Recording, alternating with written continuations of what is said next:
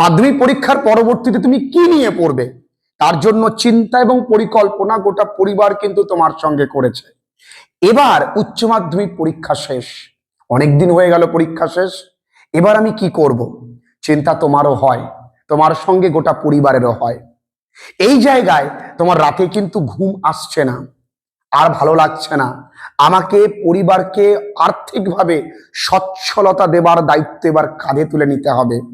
সন্তান হয়েছি আর বাবা মায়ের কষ্ট দেখতে পারছি না, তাদের স্বপ্ন নিজের স্বপ্ন এবং নিজের অনেক যে ত্যাগ অপমান সেগুলো কিন্তু আমাকে জবাব দিতে হবে।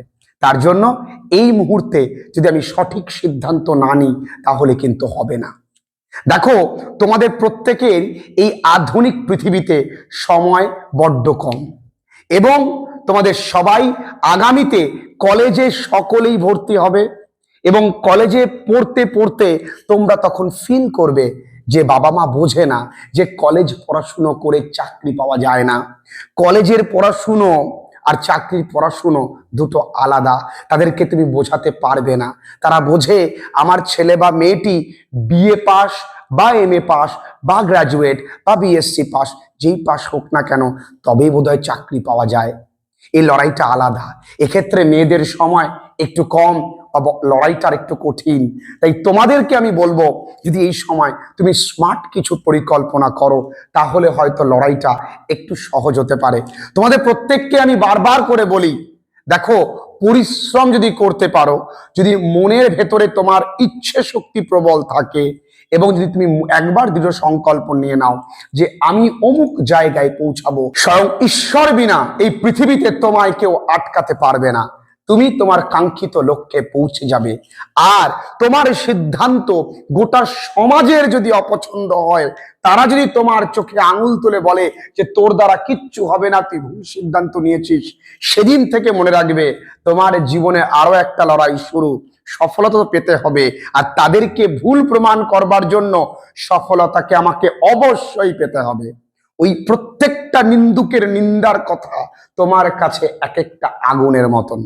এগুলো যেমন শুনতে ভাল লাগছে, কিন্তু প্র্যাকটিক্যাল ফিল্ডে যেটা সব থেকে বেশি প্রয়োজন সেটা হলো ডিসিপ্লিন এবং কনসিস্টেন্সি। এই আধুনিক পৃথিবীতে শুধু কলেজে পড়াশুনো বা শুধু চাকরি করব এই মেন্টালিটি থেকে কিন্তু বেরিয়ে আসতে হবে। আমি আগামী ভিডিওতে তোমাদের জন্য বলবো যে এখন থেকে কিভাবে বা কবে থেকে সরকারি চাকরির জন্য প্রস্তুতি নিতে হবে এবং নিলে তুমি সরকারি চাকরি পাবার যে স্বপ্ন তোমার পূরণ হবে। তবে এই আধুনিক পৃথিবীতে দাঁড়িয়ে, এই আধুনিক সভ্যতায় দাঁড়িয়ে তোমায় কিন্তু কেবল সরকারি চাকরির চিন্তা ভাবনায় থাকলে হবে না বাবা, তোমায় বেরিয়ে আসতে হবে। এখানে অনেক প্রফেশনাল কোর্সেস আছে, তবে হ্যাঁ, এই লুপ হোলটাকে কাজে লাগিয়ে এমন অনেক কলেজ আছে যেগুলো রাতারাতি গজিয়ে উঠেছে, যেগুলো এক প্রকার মার্কেটিং স্ট্র্যাটেজি দ্বারা তোমার ব্রেন ওয়াশ করে, যেগুলো লাক্সারিয়াস লাইফস্টাইল দেখিয়ে দিনের শেষে তোমার হাতে অল্প মাইনে ধরিয়ে তোমার বাবা মায়ের একটা বিরাট ব্যাপার, আমার ছেলে বা মেয়ে অমুক জায়গায় থেকে এই হোটেল ম্যানেজমেন্ট বা আমি সো কল্ড বলছি এই করছে, তো দিনের শেষে তুমি কতটা উপার্জন করছো, তুমি কতটা প্যাশনেট সেটাও কিন্তু বুঝতে হবে। সবার আগে তুমি নিজেকে প্রশ্ন করো যে তুমি কি চাও। যদি তুমি এই কি এর উত্তরটা একবার দিয়ে দিতে পারো তাহলে তোমার ভবিষ্যৎ একদম স্পষ্ট।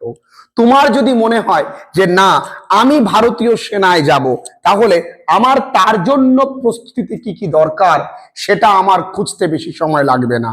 আমি স্কুল টিচার হব, তবে বাবা হে জামানায় দাঁড়িয়ে স্কুল টিচার হওয়া আর আকাশের তারা ছোঁয়া এই দুটো সমান।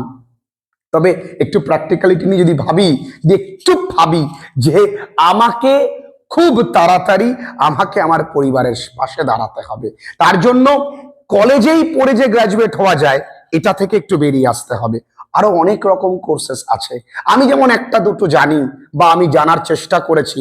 যেমন যদি কেউ এখন ডেটা সায়েন্স নিয়ে পড়তে পারে তার কিন্তু ভবিষ্যৎ ভালো, যদি কেউ সাইবার সিকিউরিটি নিয়ে পড়তে পারে তাহলে তার ভবিষ্যৎ ভালো। যদি কেউ এআই নিয়ে মাস্টার্স করতে পারে বা এআই নিয়ে পড়াশোনা করতে পারে, তাহলেও কিন্তু তার ভবিষ্যৎ ভালো। রোবোটিক্স নিয়ে পড়াশোনা করতে পারে, তাহলে তার ভবিষ্যৎ ভালো। ওকালতি নিয়ে যদি কেউ পড়াশোনা করতে পারে, কারণ আগামী দিন কিন্তু আরো অপরাধের পরিমাণ বাড়বে, তাহলেও কিন্তু তার কেরিয়ার ভালো। তবে এই এত কিছুর পেছনে যেটা প্রয়োজন, তোমার একটা ক্লিয়ার ভিশন। ছেলে মেয়েদের ভিশনটা ক্লিয়ার নেই, তোমরা কি করতে চাও সেটা তোমরা স্পষ্টত জানো না।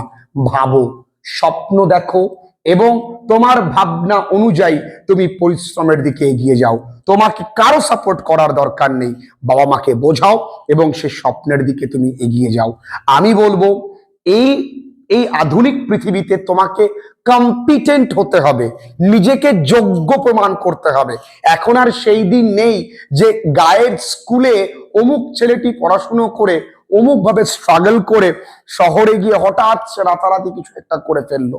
না, আচ্ছা স্যার আমি যদি বিজনেস করি, তাতেও পড়াশুনো জানতে হয়। কারণ এখন আর ওই রাস্তার কোণে দোকান লাগিয়ে ব্যবসা চলে না, সেগুলোকে স্টার্ট আপ বলতেও শুনতে ভালো লাগে, কিছুদিন পরে বন্ধ হয়ে যায়।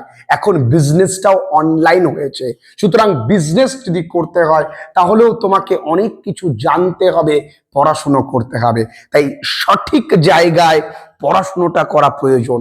ভাবো, আলোচনা করো পরিবারের সঙ্গে, খুব সুন্দর করে অ্যানালিসিস করো, ইন্টারনেটটাকে ব্যবহার করো এবং নিজের যে স্কিল ডেভেলপ করো। স্কিলের মধ্যে আমি বলবো এখনো সময় আছে, স্পোকেন ইংলিশটা শিখে নাও, ইংরেজি বলাটা শিখে নাও, একটু নিজেটাকে পোক্ত করো, কম্পিউটারটা মোটামুটি নলেজ রাখো এবং একটু ব্যতিক্রমী প্রফেশন বাছো।